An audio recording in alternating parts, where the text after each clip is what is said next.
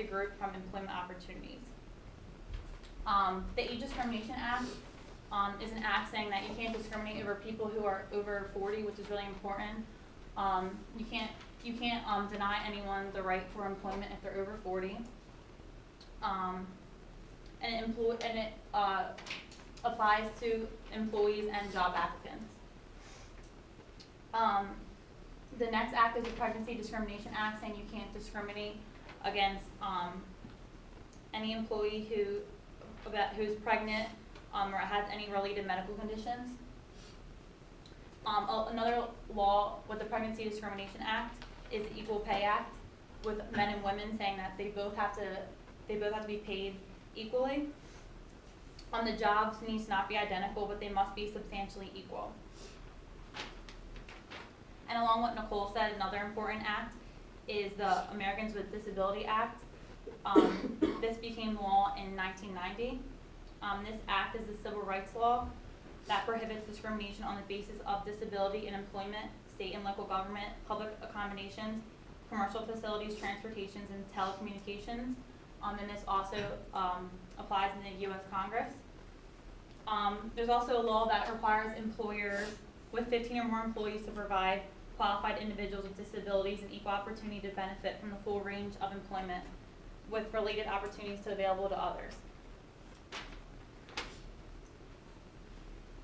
And then along with these laws is harassment, which harassment is a huge part of any discrimination in the workplace. It's unwelcome conduct that is based on race, color, religion, or sex, national origin, or age. And it becomes unlawful when you're enduring offensive conduct based in employment. Prevention is the best tool to prevent sexual harassment. It's employers' jobs and duties to make sure that there's laws and that protect all their employees against sexual harassment. And if you stop it and prevent it, then that's the best way. There's different steps that employees can take. Developing an anti-harassment policy together with employees and managers. They have to make sure that they communicate all these procedures with their employees and to make sure that these employees understand all of these, and that includes any training that they must do. And they also are required to investigate all of these. Advantages of equity in the workplace is there'll be employee retention. Employees are going to want to stay at their jobs if they're happy and they feel like there's equality. They're going to want to work harder, and which makes the company more successful itself. Then it comes to the equity theory, which is the opportunities given by equitable workplace motivate employees to achieve. They believe that rewards will be equal with effort. Employees will strive to shine. And then it sets the stage for dynamic culture of achievement. This relates to my personal life because I work for TD Bank, and TD Bank demonstrates an equal workplace. My coworkers, I work with people of different races, disabilities, different cultures, and they make sure that they have an equal opportunity for everyone. They've won numerous awards. One of them is being the Disability Award. They actually incorporate different technologies to make sure that if you do have a disability, you are able to work there, which is very important. And then TD Bank also has a huge diversity. They make sure they hire everyone of all different minorities, races. Like I said, my workplace is very diverse, which is important. And then also they're very big in the lesbian, the gay, transgender, and bisexual. To make sure they don't discriminate against that. They actually do sponsor a lot of parades and make sure that everyone feels comfortable in the workplace, which is very important. And then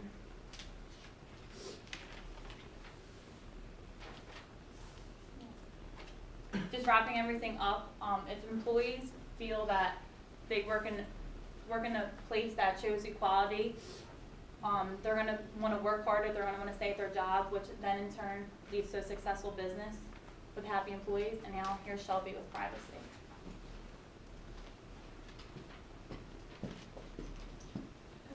So, my name's Shelby. Excuse my voice, I've been sick for like 3 days. Today I'm going to talk to you about privacy in the workplace.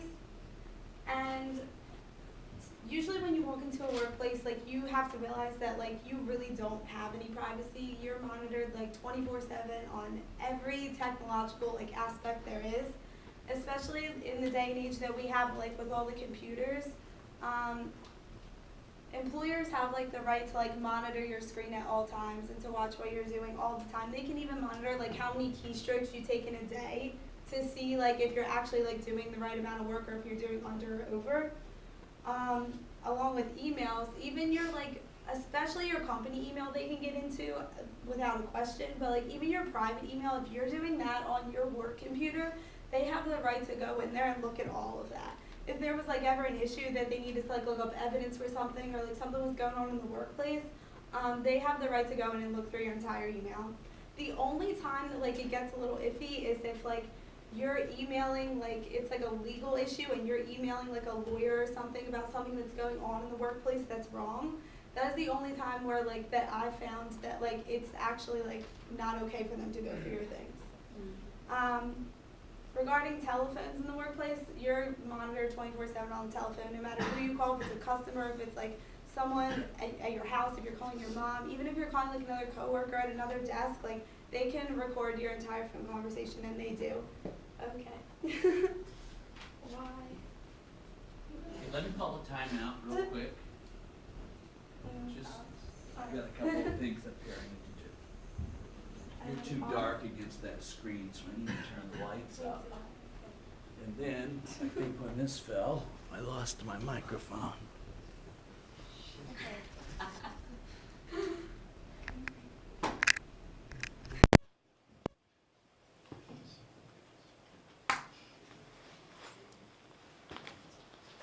And this is still there.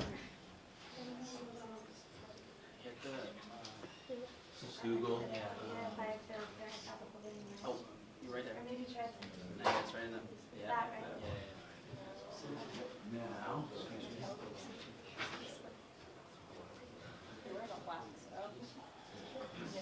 yeah, you're just, everybody was just being blacked out against the screen. If you're here, I couldn't see you, so.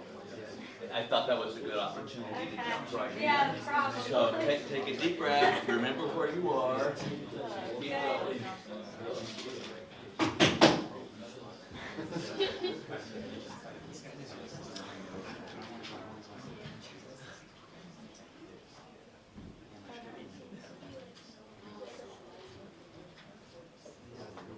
I don't know how long this is going to be on here at this point, but companies have policies too where like sometimes you could bring your own cell phone to work and use your own cell phone like through the company, or sometimes they'll issue you a company one. And obviously if they issue you a company one, like they're allowed to go into that. That's their property. They're just giving it to you like to be able to use for your job. But if you bring your own cell phone to work, like, and you download their software, they're still allowed to go into it because technically, like, you're using their software on your own phone. Video cameras in the workplace are obviously everywhere. No matter what job you have, there's going to be video cameras there. You're monitored 24/7. Sometimes they don't always have like backup recordings where you can like go on and like re-look at it, but like you're always being watched. GPS tracking is like, it's not like super common, but I know with a lot of companies, especially if they issue you a company car, that they can track your location, so they know that you're actually using it for like company things, that that's all it's supposed to be used for, and you're not just like taking a joyriding out. For your mail, if you get mail sent to the workplace, even though like the laws that like you can't, like no one can tamper with anything to do with your mail, your company can open your mail if it gets sent there. Even like your personal mail, like not just your company mail, like they can open whatever gets sent there because technically it's delivered at that point. For social media things, I mean nothing's private on social media, that's the point of it, but your employers can obviously look through all of your social media things. The only thing that they're like not really allowed to do is like get access like to your passwords and logins for it. But like obviously they can get your passwords for your computer and your email. But social media wise, like that's all, like that's your business. But I mean, of course they can find things out if you're putting it all over the internet. I'm lost at this point. like after work, like is what you do after work. It shouldn't really be involved in the company. So, but I mean, obviously that happens anyway. So like you kind of have to like keep your private life out of work, but that, I mean, no one really has any privacy. Like if a bunch of people go out from work, everyone's gonna know about it the next day. So nothing's really actually private in the workplace. All the states have different laws on privacy in the workplace. I know like in California they can't monitor your phones like they do here, but in New Jersey recognizes like all 4 common law invasions of privacy claims, which are intrusion upon solitude, public disclosure of private facts, false light privacy, and appropriation of one's name or likeness. And then I'm going to go into like a couple acts that they put in place to protect like our side of it. In 1974, they established the Privacy Act, which is a code of fairness that protects and governs the collection of maintenance and use and dissemination of info about individuals, so that like they can't get all the information on you that there has ever been. They had to come up with this because of the whole technology, everything that happened with computers and how nothing's really like actually like yours anymore. The Polygraph Protection Act is so that they can't polygraph test you. Obviously, like if you're going for a job interview and that's one of the qualifications in order to get the job, then like you don't really have a choice at that point. But like they can't just go in and polygraph test you. They don't have the actual right to do that. All of the privacy things involving the company and like how they deal with things should be put in an employee handbook, and you should have either had to read it or have signed something when you got the job with the employer, so that you know like what they can get into, what they can't, what's actually yours, and what's not. This is my job. I've managed here for about like 2 years. Like I said, nothing's really private at work. Like we walk in and there's cameras everywhere. The cameras can go right to my boss's phone, so like he knows what we're doing at all times every day that we're there. So the whole point is just that like when you go into a workplace, you have to realize that like absolutely nothing you do is private. Nothing you do on the computer, on the phone, on your own cell phone, through your email, like even just talking to your coworkers, absolutely nothing's private. Your employer can get into anything that you have there. So now I was going to talk to you about OSHA. Hi, my name is Mario. I'm going to talk about safety in the workplace and OSHA. It's really important that everyone at work is safe, whether you're doing manual labor, blue collar, white collar, either or. Everything has to be safe and healthy. So the reasons for a safe workplace: productivity, attendance, insurance, your company's brand. You obviously want your employees to be as happy as they possibly can. They're your most valuable assets, and company morale kind of goes along with happiness. But yeah, you just want to have, there's more reasons other than this, but yeah, I'll start with productivity.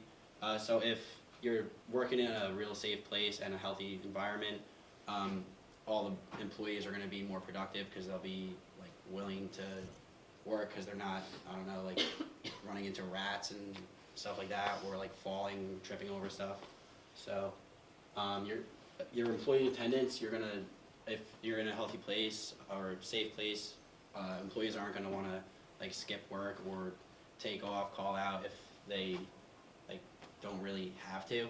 So your employee attendance will be higher if they're in a safer place. There's going to be fewer insurance claims if fewer people are getting hurt on the jobs. It's kind of obvious, but if you can do everything that you can to make the workplace safer, there'll be fewer insurance claims. So that's cost effective for you. Your company brand, obviously, if you're getting people hurt all the time, people are getting sick if you're making food or whatever you're doing, people aren't going to want to go there. So if the safer and the healthier you are, the more people will be in your store or calling your company to do work. Obviously, you want happy employees. If happy employees, it kind of goes along with attendance as well. If everyone's happy, they'll come to work, they'll do their job to the best of